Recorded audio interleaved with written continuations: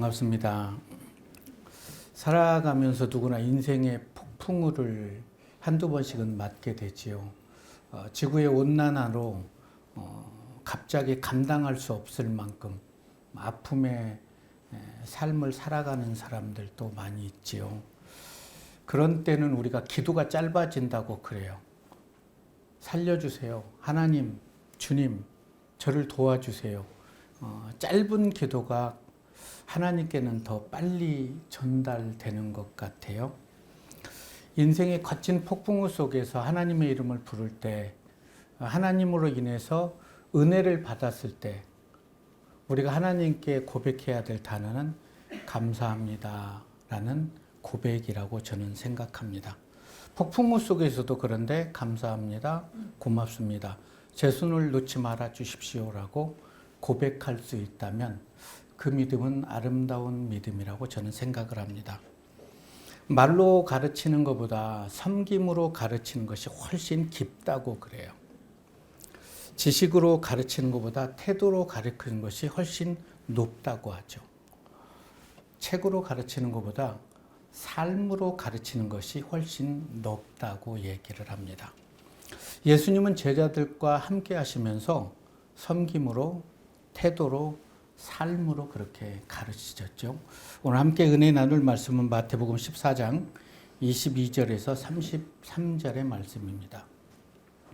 저랑 한 절씩 나눠 읽겠습니다. 예수께서 즉시 제자들을 재촉하사 자기가 무리를 보내는 동안에 배를 타고 앞서 건너편으로 가게 하시고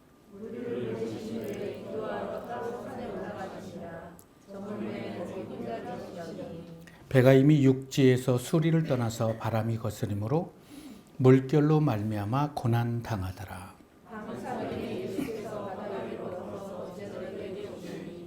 제자들이 그가 바다 위로 걸어 오심을 보고 놀라 유령이라 하며 무서워하여 소리를 지르거늘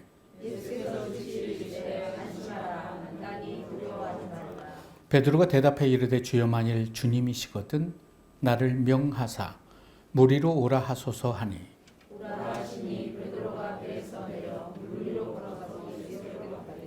바람을 보고 무서워 빠져가는지라 소리질러 이르되 주여 나를 구원하소서 하니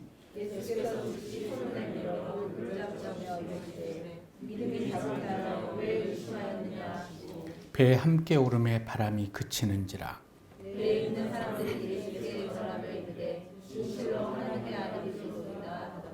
아멘. 오늘 본문은 이전에는 바다 위를 걸으셔서 제자들에게 오신 오늘 본문이 보리떡 5개와 물고기 2마리로 5천여 명을 먹이신 그런 사건이 있은 후에 제자들에게 명해서 건너편으로 가라고, 배를 타고 가라고 명하시는 그런 장면이기도 합니다. 건너편으로 가게 하셨는데 풍랑이 일어서 고난을 받은, 그래서 그걸 아시고 주님께서 무리를 걸으셔서 제자를 만나게 했던 장면이기도 하지요. 오병이어의 기적은 너무나 중요하고 사람들의 기억에 좀 박혔나 봐요. 그래서 마태, 마가, 누가, 요한은 다 오병이어의 기적을 기록하게 됩니다. 오병이어의 기적은 예수님께서 하늘에서 내려온 산떡임을 보이시는 사건이기도 하지요. 그래서 사람이 떡으로만 살 것이 아니요 하나님의 입에서 나오는 모든 말씀으로 살 것이니라 라는 말씀이기도 했습니다. 오병이어의 기적이 일으킨 이후에 예수님의 명성이 가장 높게 치솟았어요. 장정 5천 명이면 어린아이와 여인들을 합치면 한 2만 명 정도 된다고 그래요. 그 2만여 명을 보리떡 5개와 물고기 2마리로 배를 채우고 12광주리가 남게 되는 거죠. 이런 기적을 눈앞에서 체험했던 그들은 이렇게 얘기를 합니다. 이는 참으로 세상에 오실 선지자다.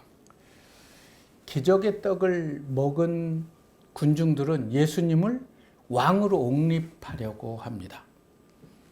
그래서 예수님의 생각은 너무나 달랐는데 이들은 자기의 필요를 채워주고 육신의 아픔을 치료해주고 배고픔을 해결해주는 예수님이 왕이 되셨으면 좋겠다. 그래서 왕으로 모시려고 했기 때문에 이들은 현장을 떠나지 않고 우리 왕이 되어 주십시오라고 간구를 하게 됩니다. 그런데 예수님은 이 땅에 오신 이유가 죽으러 오셨거든요. 그들의 죄를 대신하기 위해서 이 땅에 오셨거든요. 그런데 자꾸 이들은 자기들의 왕이 되라고 아우성이 치고 있습니다. 요한복음 6장 15절의 말씀은 이러죠. 자기를 억지로 붙들어 임금 삼으려는 줄 아시고 다시 혼자 산으로 떠나가시니라. 이 본문을 제가 몇 번 읽어보면서 예수님께서 참 마음이 아프셨겠다. 2년 동안 예수를 따라다녔던 제자들도 왕이 돼 주십시오라고 계속 권고를 하죠. 왜요? 왕이 되면 자기들의 자리가 확보되었기 때문에.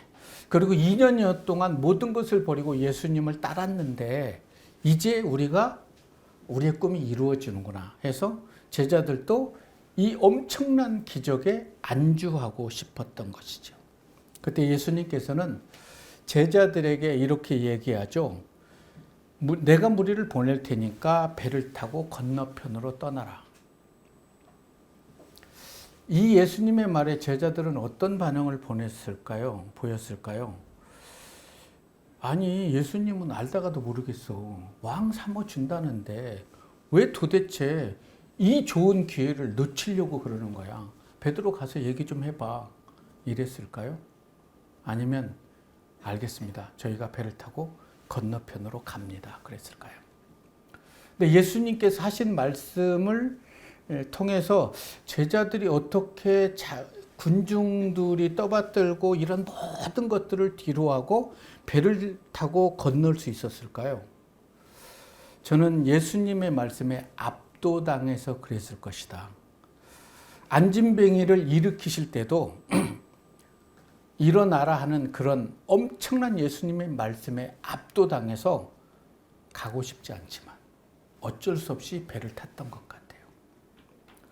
그런데 군중들은 떠날 군중들이 아니에요. 예수님이 떠나라 해도 그들은 떠나지 않았기 때문에 예수님이 그냥 산으로 올라가신 거죠. 기적으로 배를 채웠던 사람들은 계속해서 자신의 배를 채워달라는 그런 아우성이었죠. 그리고 아프면 치료해주고. 그런 왕이 이 땅에 있다면 얼마나 좋겠습니까? 우리가 살아가는 이 시대에도. 그러나 정말로 그들의 배를 채워주면 그들이 하나님의 말씀을 믿고 하나님께 영광을 돌릴 수 있을까요? 그렇지 않습니다. 우리는 민수기에서 만나를 내려주잖아요. 출애굽기에서. 그걸로 만족합니까? 며칠은 만족합니다.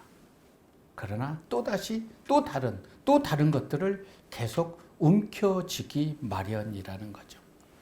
그래서 예수님은 밤이 맞도록 기도했다고 그러는데 한 7시 정도에 이분들을 다 떠나보냈다면 밤 사경이라고 하면 새벽 3시에서 6시거든요. 그러면 8, 9, 10, 11, 12, 하나, 둘, 셋 한 8시간을 혼자서 기도를 하신 거예요. 어떤 기도를 하셨을까요? 2년을 자신을 따르면서도 아직 성숙하지 않은 제자들을 위해서.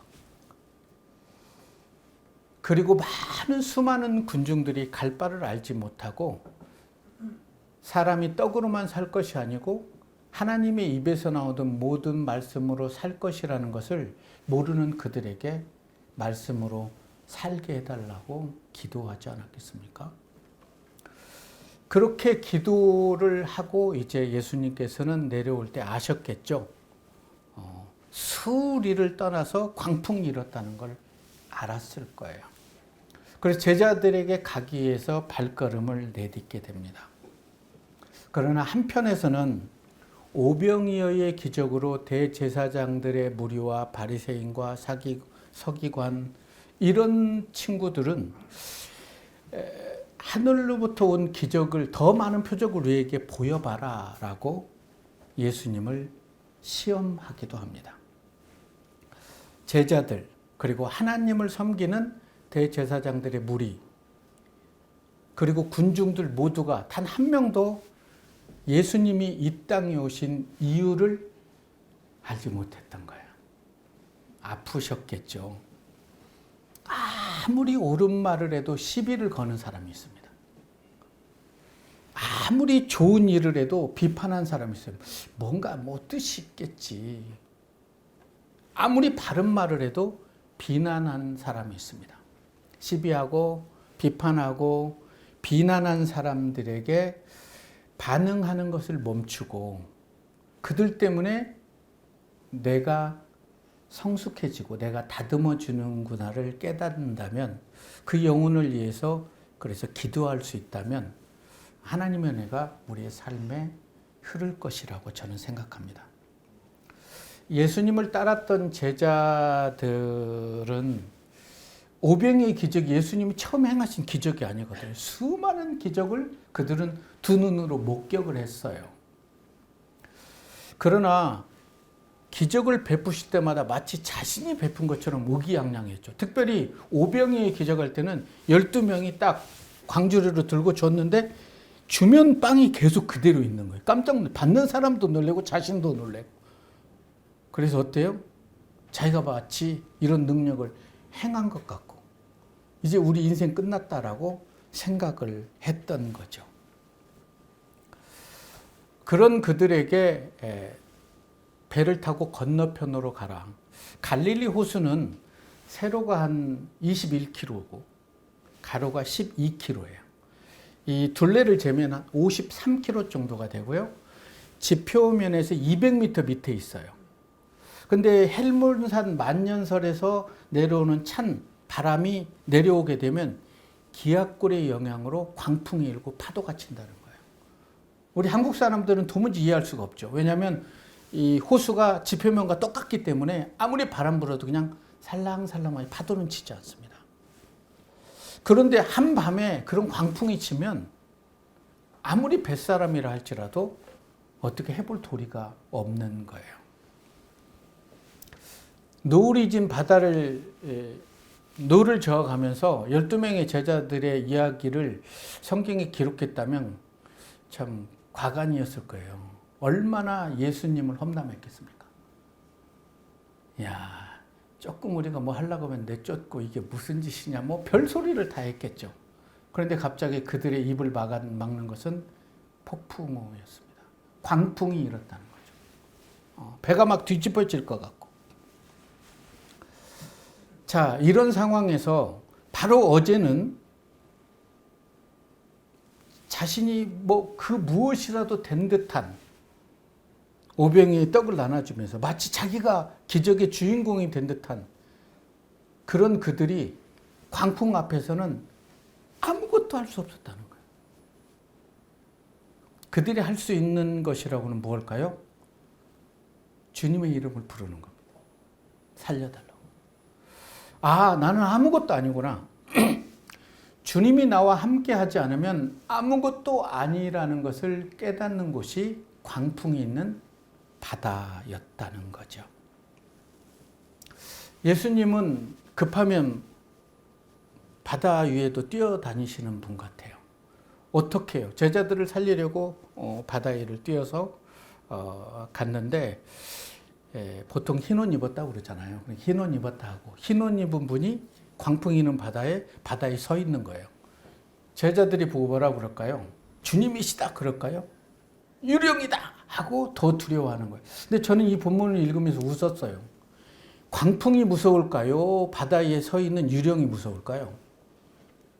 저는 광풍이 더 무서울 거라고 생각해요. 유령 그까짓 거 지금 볼 새가 없잖아요.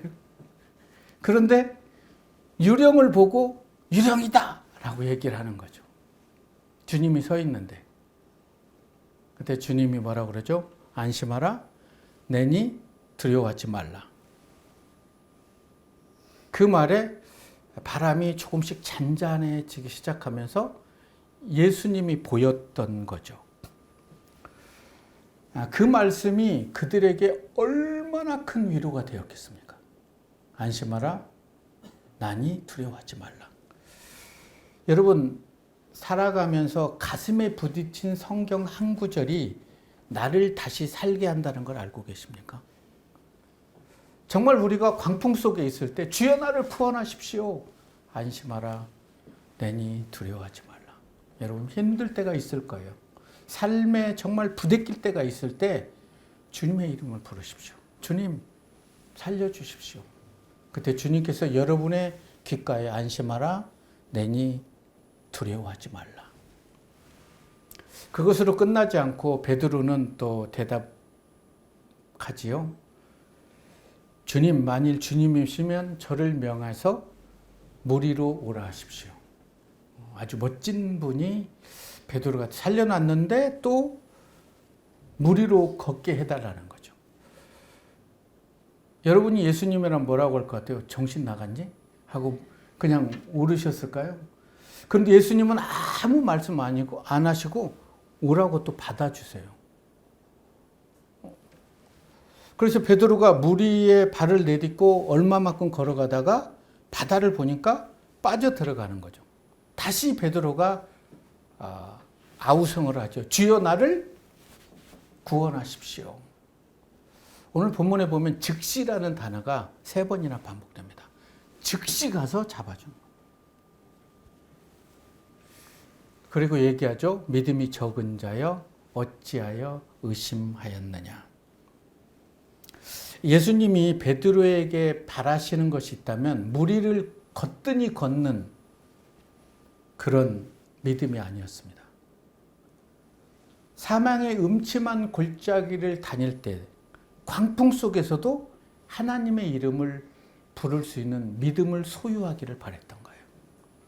그런데 우리는 가끔은 예수 이름으로는 안 될 것 같으니까 어떤 하나님 저를 바다 위를 걷게 해주십시오 라고 기도하고 있지는 않는지. 어리석은 사람이 마지막에 하는 것을 지혜 있는 사람은 가장 먼저 한다고 그래요. 모든 것이 무너져 갈 것 같은 상황에서도 하나님이 함께 하신다. 하나님이 이 일을 알고 계실 거야 라고 하면서 하나님의 이름을 붙잡고 나아간다면 여러분의 삶에 하나님의 평강이 흐르게 될 거예요. 놀라운 것은 보이지 않는 곳에서 하나님께서 우리를 위해서 일하신다는 거예요. 광풍 후에 막 폭풍이 뒤집어질 때도 하나님께서는 제자들을 위해서 기도하셨고요. 그를 향해 달려오셨어요. 1박 2일이지만 아침이지만 참 많은 시간이 흘렀을 거라고 그들은 생각해요. 오병이어의 기적으로 들떠 있었던 제자들이 폭풍이 있는 어두운 바다에서 죽음의 고비를 겪은 후에 베드로는 물 위를 걷는 체험을 하게 됩니다. 자, 그렇다면 어떤 것이 더 은혜이며 기적일까? 오병이의 기적이 일으켰을 때 광주리를 들고 계속 나눠주면 또 차는 이게 기적이었을까? 더 큰 은혜로 다가왔을까? 아니면 하나님만이 할 수 있는 물 위를 직접 걸었던 게 그들에게는 더 큰 자리매김이 되었을까요? 기적을 많이 보는 것도 중요하지만 내가 하나님의 말씀으로 기적을 체험하는 것이 더 중요하다는 것을 오늘 본문을 통해서 예수님께서는 제자들에게 말씀해 주고 있는 거예요. 왜 주님께서 오병이어의 기적에 안주하지 않고 건너편으로 가라고 했을까요? 조금 있으면 예수님은 대제사장의 무리에 붙잡혀서 많은 매를 맞고 십자가에 죽어야 돼요. 그때 제자들에게 불어오는 바람은 광풍이었어요. 그 광풍 속에서 오늘 일을 생각하라는 거예요. 그런데 베드로가 오늘 일을 생각해요. 옥중에 39대의 태형을 맞고 옥중에 묶여 있을 때, 쇠사슬로 있을 때 베드로가 하나님을 찬미해요. 그때 옥문이 열리고요. 또 나와서 복음을 전해요. 아, 베드로가 그때를 생각했구나 하면서 하나님의 이름을 찬양하게 돼요. 두려워하지 않아요. 하나님이 늘 옥중에서든 어느 곳에든 자기와 함께 있다는 것에 기대하며 하나님을 찬미했다는 것이 사도행전을 살펴보면 흘러나오게 되죠. 다른 제자들도 베드로를 통해서 믿음이 무엇인가를 눈으로 직접 목격하게 돼요. 예수님의 말씀에 순종해서 광풍이 있는 바다에 발을 내딛는 거 쉽지만은 않습니다. 그럼에도 불구하고 믿음으로 순종해서 발걸음을 내디뎠을 때 주님과 함께 무리를 걸을 수 있었죠. 순종의 길은 이렇게 불확실하죠. 우리가 주님의 말씀대로 살려고 걷다가도 세상을 바라보게 되면 세상에 빠져들게 되죠. 그때 우리가 해야 될 일은 나는 혼자 헤엄칠 수 있어가 아니라 주님 나를 구원하십시오 라고 주님의 이름을 불러야 한다는 거죠. 예수님을 따랐던 사람들, 떡을 먹고 예수를 왕으로 삼고자 했던 사람들, 예수님의 사랑으로 긍휼로 많이 치료를 받고 그의 삶이 회복했던 사람들, 그들은 예수님이 붙잡혔을 때요, 매를 맞았을 때 그들은 예수를 십자가에 못 박으라고 아우성이었습니다. 그들은 어떤 날은 호산나 다윗의 자손이여 하고 왕이라고 칭하고 어떤 날은 십자가에 못 박으라고 등을 돌려버렸어요. 그러나 이 밤에 거센 폭풍우 속에서 죽음의 두려움 속에서 떨고 있다가 주님을 만났던 제자들은 그의 삶에 하나님의 은혜가 부어지고 성령이 임한 이후에는 조금도 그 광풍을 두려워하잖아요. 제자들이 많은 매를 맞고 능욕을 받았는데 사도행전은 기쁘게 여겼더라라고 기록하고 있어요. 오병이의 기적을 행했을 때 그들은 그곳에 안주하고 싶었어요. 그러나 그들이 과연 계속해서 그곳에 안주했다면 광풍이 있는 바다에서 자신의 삶의 위협이 도사리고 있는 그 세상에서 일어날 수 없었을 거예요. 사도 바울을 통해서 엄청난 핍박의 바람이 불었을 때도 그들은 그 광풍을 두려워하지 않았어요. 그 광풍 속에서 함께 하시는 하나님을 기대할 수 있었어요. 세월이 지나면서 제자들은 그런 얘기를 했을 것 같아요. 우리를 건너편으로 배를 타게 하신 그 하나님의 마음을 우리가 조금이라도 빨리 알았다면 참 좋았을 텐데. 그래도 그곳에서 우리가 살아있는 주님을 만나서 이렇게 아름다운 주님의 제자의 삶을 살아가고 있다고 그렇게 얘기하지 않았을까, 저는 그렇게 생각을 합니다. 하나님의 자녀인 우리가 예수님을 삶의 현장에서 만나게 될 때 거치게 몰아치는 폭풍우 속에서 두려워할 일이 아니라 기도할 일이라는 거예요. 하나님 살려주십시오. 하나님 도와주십시오. 라고 기도하시면 하나님은 즉시 여러분의 손을 붙잡아 주실 거예요. 캄캄한 바다, 모두가 어쩔 수 없는 그런 어찌할 바를 몰라서 비명을 지르고 있는 그때 제자들을 향해서 안심하라, 내니 두려워 말라 말씀하셨던 주님께서 여러분이 광풍 속에서, 고난 속에서 힘들어할 때 주님의 이름을 부를 때 내니 두려워하지 말라라고 속삭여 주실 거예요. 우리가 신앙생활하면서 겪는 많은 아픔, 이런 것들이 있지요. 그러나 그걸 통해서 하나님을 더 깊이 알아갈 수 있다면 저는 그것도 하나님의 은혜라고 생각을 합니다. 우리는 우리 주위의 조그마한 일 속에서 그래서 하나님을 경험할 수도 있고 아니면 하나님을 망각하고 자신의 필요를 채워지지 않음으로써 원망과 좌절을 할 수도 있습니다. 종교의 옷을 입는 이기주의는 벌거벗은 이기주의보다 더 위험하다고 그래요. 당대의 제사장들과 바리새인 사두개인들이 그랬어요. 그들은 하나님을 향한 열정이 너무나 엄청났어요. 근데 그들이 한 짓은 예수를 십자가에 못 박았죠. 종교는 중독되고 신앙은 해독됩니다. 종교는 많은 것을 쌓으려고 해요. 스펙을 쌓으려고 해요. 교회를 크게 하고요. 뭘 하고 계속 쌓는 것을 우리는 종교라고 그래요. 그러나 신앙은 모든 것을 버리는 겁니다. 그러면 예수만 남게 되죠. 그것을 우리는 신앙이라고 얘기를 합니다. 예수님의 최고의 영성, 낮아짐의 영성, 섬김의 영성, 모든 것을 버리고 십자가에 죽으신 영성. 그래서 하나님께서는 모든 이름 위에 뛰어난 이름 예수를 허락한 것이 아닐까요? 오늘 본문 속에서 저는 베드로가 참 부러웠어요.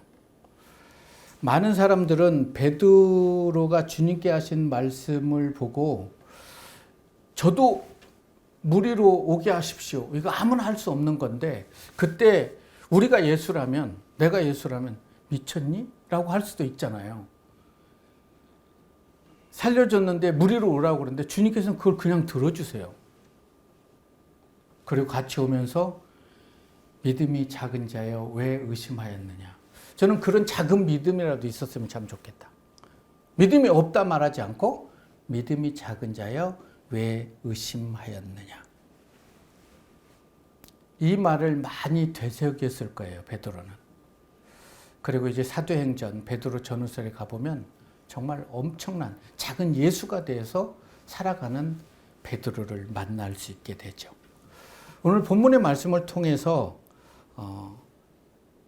섬김은 이론이 아니라 실천임을 보여줬던 것 같아요. 삶으로 보여줬을 때, 믿음을 보여줄 수 있을 때 그 믿음은 빛을 발하기 때문이죠. 계속해서 오병이의 자리, 은혜의 자리, 자기의 필요를 채우는 자리에, 섬김의 자리에, 미성숙한 자리에 안주하기를 원한다면 조만간 하나님께서는 여러분들을 광풍이 있는 갈릴리 바다로 초대하실 것입니다. 내가 시도하지 않으면 내가 무슨 일을 할 수 있는지를 알 수 없어요. 내가 도전하지 않으면 내가 어떤 소명을 받았는지도 알 수 없죠. 나이가 많아서 포기할 일은 아닌 것 같아요. 제가 지난주 화요일에 전국 침례교 수련회, 청소년 수련회 강사로 갔다 왔는데요. 한 2주 전에 부탁을 받았는데 저는 고민을 많이 했어요. 중고등부 설교를 20년 동안 안 해본 것 같아요. 저는 PK들이나 청년들을 해줄 줄 알았는데 청소년을 딱 갔길래 고민도 많이 되고 그리고 준비도 많이 했어요. 정말 청바지도 다시 사고 막 이렇게 해서 그들에게 맞게. 그럼 몇 번을 준비하고 단에 딱 섰고 이걸 가지고 갔는데 덮었어요. 이걸 보는 순간 애들은 핸드폰처럼 이렇게 다 졸 것 같아서 1시간을 주셔서 55분을 했는데 아이들이 졸지 않는 거예요. 하나님 은혜죠. 여러분들이 기도해 주시고. 그래서 나이가 문제가 아니구나. 내 나이하고 중고등부 맞지 않잖아 하는 순간 아무것도 할 수 없다는 거죠. 여러분 나이가 문제가 되지 않습니다. 연약함이 문제가 되잖아요. 하나님이 누구와 함께 하느냐가 저는 중요하다고 생각합니다. 내가 누구인가도 중요하잖아요. 하나님이 함께 하느냐. 예수님께서 제자들과 함께해요. 배에 오르니까 바람이 그쳤어요. 교육이 끝난 거죠. 그때 33절은 번역하는 분이 참 마태가 다른 제자들을 기분 나쁘게 했던 것 같아요. 배에 있는 사람들이 예수께 절하매. 배에 있는 제자들이라고 하지 않고 사람들이라는 것은 제자다운 삶을 살지 않았기 때문에 사람들이라고 쓴 것 같아요. 이 마태가 조금 옛날에 뭐 이런 기억이 있어서 그런지 어쩐지 절을 해요. 미안했겠죠. 자신들이 한 일도 있고 한 말도 있고 그래서 진실로 하나님의 아들입니다라는 고백을 배 위에서 해요. 근데 베드로는요 처음 주님을 만나고 베드로의 배에서 설교할 때 그 설교를 듣고 은혜 받고 뭐라고 그러죠? 주여 저를 떠나십시오. 저는 죄인입니다. 이 제자들은 배 위에서 철이 드는 것 같아요. 하나님의 아들입니다라고 하면서 그때 그들이 했던 생각은 어떤 생각이었을까요? 지금까지 자신들의 믿음 없음을 풍랑이 있는 배를 타고도 왜 이쪽으로 가게 해가지고 우리를 죽일까 하면서 원망했던 그런 모든 것까지도 아시고 자기를 향해 달려오셔서 자기를 구원해준 예수님의 사랑에 울먹였으리라고 저는 생각해요. 여러분이 어느 곳에 계시든 여러분을 통해서 하나님은 일하실 거예요. 광풍이 있는 바다에도 여러분들 위해서 기도하시고 보이지 않는 곳에 여러분들 향해서 달려가실 거예요. 여러분들이 주여 나를 구원하십시오. 그 한마디면 안심하라. 내니 두려워 말라 말씀하실 거예요. 그래서 그리스도 안에서의 고난은 아프지만 아름다운 것 같아요. 왜냐하면 성장하기 때문에. 그리고 이 사건을 통해서 사랑은 정말 오래 참는 거라는 것을 제자들에게 보여주셨죠. 후에 그들은 사도가 돼서 이때 일을 생각하고 오래 참게 되죠.